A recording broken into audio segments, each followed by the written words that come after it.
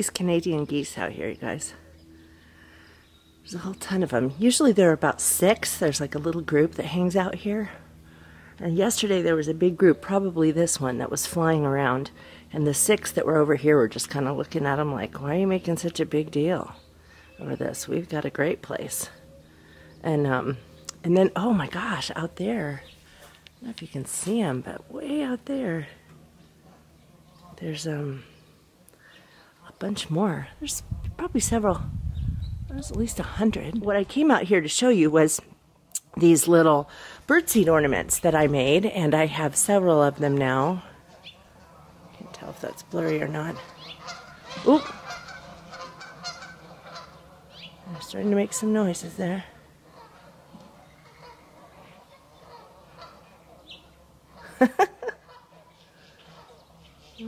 Somebody started a kerfuffle.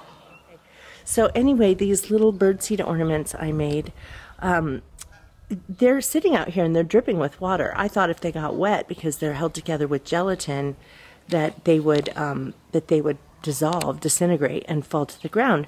They have not. And what's been really cute about them is that I'll look out here and I'll see a bird on each one, and so they're sort of these birds hanging on these strings, eating them, and different colors. Like there's a cardinal, I think it's a cardinal that's been out here, and then like a couple of sparrows, and they just look so cute sitting out here like hanging on a string. Also, dinner tonight is going to be those steaks that I started to thaw out on Saturday night when I was afraid my brisket wasn't going to turn out. Anyway, they are completely thawed out now. I'm making something new. I'm using the olive oil and balsamic vinegar that I got yesterday at the Verde Valley Olive Oil Traders. And you can go to, if you're interested in looking this stuff up online, as I'm sure you can purchase online, their website is www.vv, as in Verde Valley, vvoliveoil.com. And so I'm using equal parts of the chipotle olive oil and tangerine balsamic vinegar. So I was thinking about doing a half a cup of each, but I'm glad I didn't, because that would have been too much. I used a 1/4 cup of each with these 3 large steaks. So remember, if you're just going to be doing smaller steaks or maybe less than 3, then you know, cut it back a lot, or you'll be wasting your precious stash of balsamic and oil.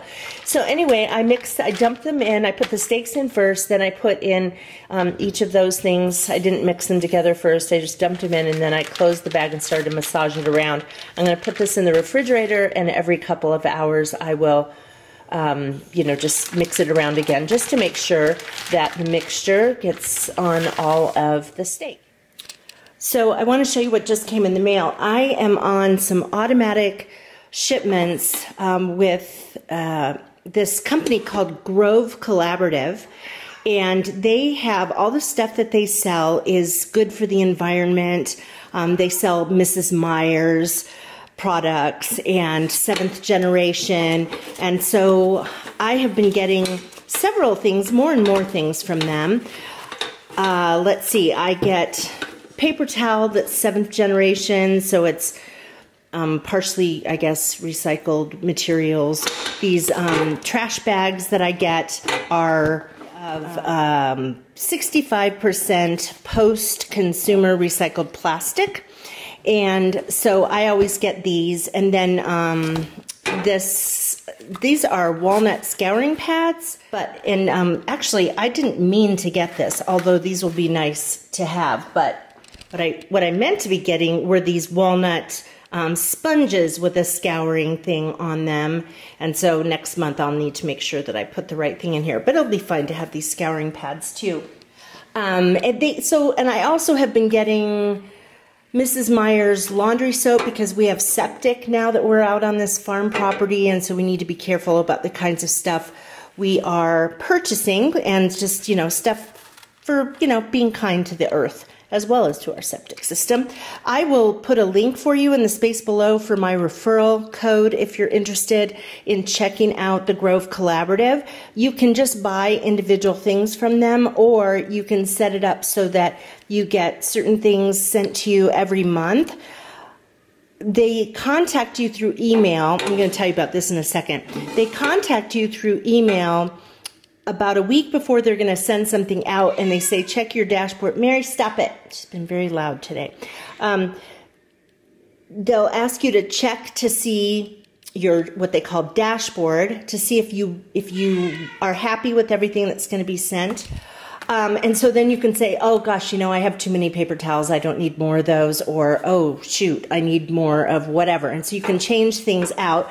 This time I put in this, just a little caddy for carrying my cleaning products. I thought it was really cute, and it was only $14.95. Really adorable. But anyway, so I actually had a lot more stuff that was on the list to come to me that I didn't really need, so I changed it out and got this stuff for right now. But yeah, as I said, I will put all of that, I'll put the link to that if you want to check it out and see the kind of stuff they have. Okay, so tonight I am making those steaks, as I told you. They are coming to room temperature here. I'm also making twice baked potatoes. So I've already baked them. I've scooped out the flesh. I'm gonna just brush some butter on here and put it back in the oven to toast them a little bit. Then I take the insides, not all of the flesh of the potato, but about half of it, and I mix it with some horseradish and some Munster cheese and some different stuff. Mix that up and then put it back in the potato shells and then put it back in the oven. I will link this recipe for you in the space below. Really yummy, and then we're gonna have a little salad with that. Hi guys, it's Tuesday and I'm actually heading back home from Flagstaff. I went up this morning to do a finger prick blood draw for that nutrition study. The training class is this Saturday, and then it starts. So I don't know if they're gonna have us start right away eating that way or wait a week, or I don't know. But anyway, so I went in and just had to, you know, get my finger poked a couple times. They wanted to check my cholesterol and A1C and that, all that, and then they do a height and a weight, and they measure around your belly, and so did that, and then went to a physical therapy appointment. I am getting better. My pain is no longer in my back, and so I have some in my hip and a little in my leg, but this is really interesting, and it's a lesson learned. I may have said this before on this channel, but this physical therapist I go to said to me one time, he said, you know, there are a lot of stupid things we can do when we're younger and we can get away with them. And he said, you're well beyond that. So I didn't do anything stupid this time to hurt my hip, but what it does just drives the point home that that I'm getting older, you know, and that there are things that I have to do to make sure that I'm not gonna, you know, have my body completely fall apart. So here's the deal. The therapist I'm working with, he's actually a student, really nice guy, knows a lot about just physical therapy. But he said, you know, it's really common for long distance runners and walkers to appear to be really strong because they're out there moving for so long. And he said, but then you isolate the muscles in their legs and they're not as strong. So he had me isolate my calf, like do calf raises, and also he had me do some stuff for my my thighs were actually pretty strong. But he did this one thing where he said, okay, don't let me push your leg down, and I'm like pushing with all my might, and I have weaknesses. So I definitely, doing squats I was fine, and so that would stand to reason because, you know, your butt muscles are engaged when you're walking. But he said he thinks that while, you know, we're going to do things to make the pain go away, he said, you know, if we can get you on a little exercise program that you can do at home, he said, then we might be able to make it so that this doesn't happen to you again. So that was nice to know that, you know, this thing that just happened, and I don't know how it happened really. Nice to know that there's a way that I could do some things to possibly prevent it. Also, I just wanted to mention, I stopped over on campus for a little bit. But Carol, thank you for the gift you sent me. Carol sent me this gift. It's a little music box and of a cat on a bookcase. I can't show it to you right now, obviously, because I'm driving. And the cat looks just like Mary. So she had a cat who looked like Mary, I guess, years ago. And so anyway, she thought it would be sweet for me to have it, and I do want to put it on that little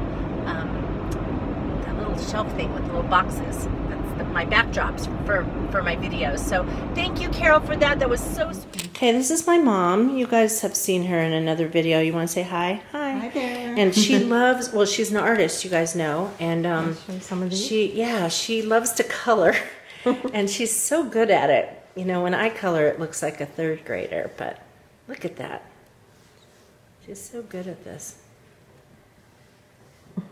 Really pretty. And then this is her dog, Anna. Anna!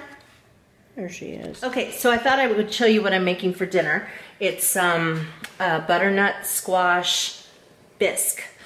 So let me turn this around for you. So it's just, I cut up a couple of butternut squashes. I just used a vegetable peeler to take the skin off, and then cut it open, took out the seeds, chopped it up into like 1-inch pieces, put it in here with some chicken broth and some half and half and cayenne and just a little cayenne and some cinnamon, and anyway, I will link the recipe for you. But also what was in here that I cooked separately was some onion and garlic and in some butter, and that gets added in. And so then once it's softened up after it cooks for about 20 minutes, then I'll put an immersion blender in there and make it all smooth.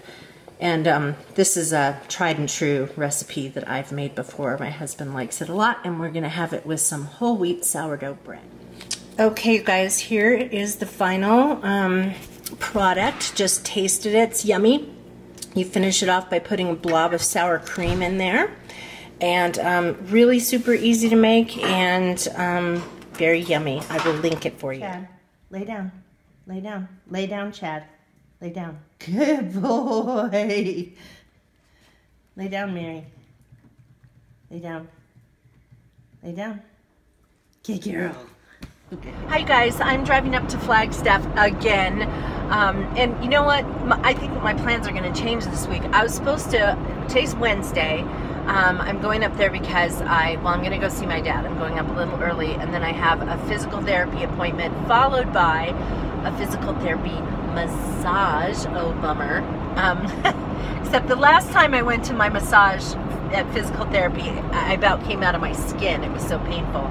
But anyway, and then that's pretty much all I'm doing up there. I have to run a couple of errands, but I should be home by about 2, I guess. Anyway, I was watching the news today, and we'd heard that there was a snowstorm coming in to Flagstaff, I think starting tomorrow, and tomorrow night or something, and it's supposed to go through until Saturday afternoon. Flagstaff is supposed to get between 2 and 3 feet of snow by Saturday afternoon. Well, I was going to go up there on Friday for a hair appointment, and on Saturday for that training thing for the nutrition study, and I don't think either of those things are going to happen. The hair appointment, I contacted my hairstylist, who's also my friend. She's the one who went on that, she and her husband went on that trip with us to Northern Europe, and so I contacted her and said, you know, I don't even think my hair really needs it. She did a color that was so good and so kind of a blend of a blonder color and my own hair color that it doesn't really even need to be done, I don't think, right now.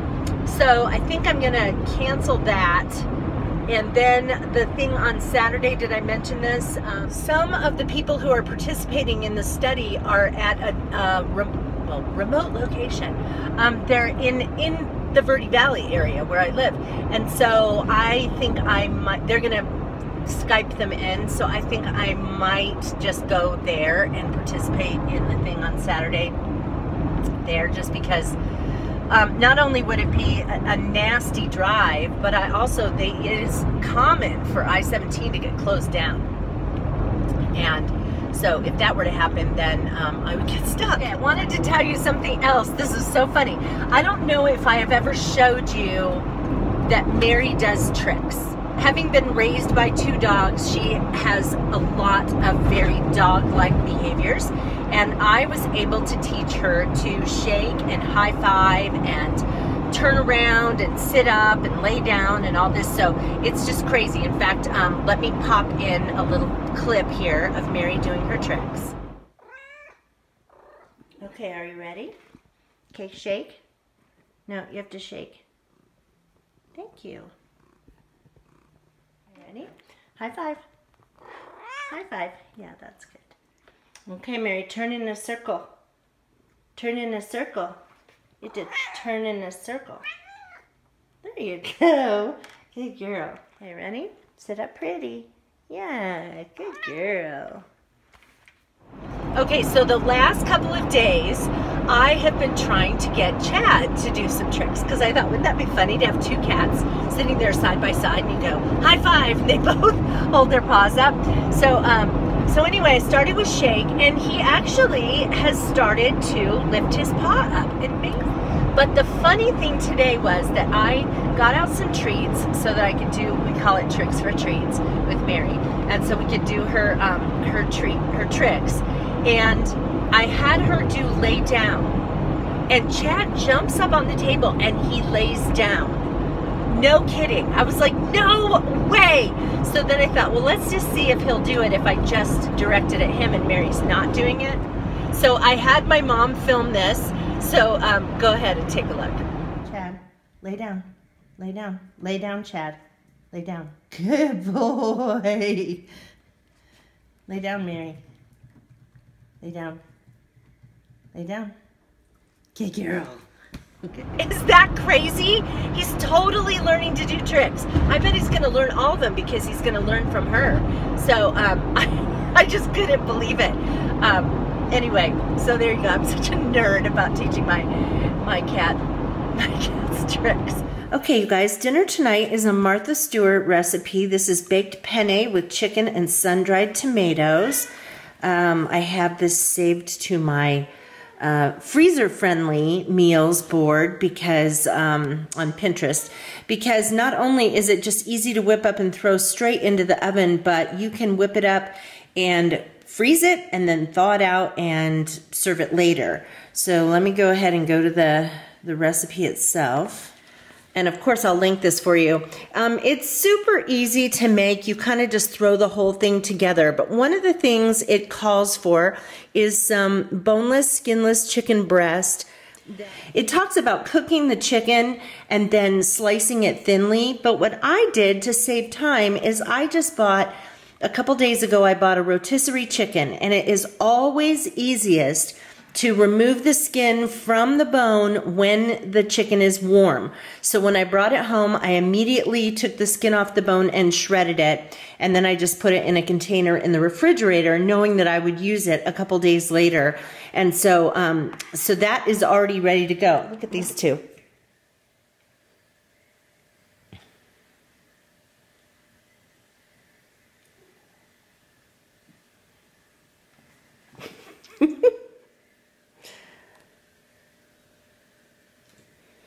He's kicking her in the face.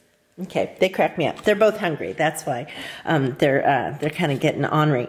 So anyway, this has essentially, it has sun-dried tomatoes, it has mushrooms, and the sun-dried tomatoes I'm using are ones that I made myself from the Garden Harvest that I had. They're made from, well, you can use Roma tomatoes. I had San Marzanos that I grew.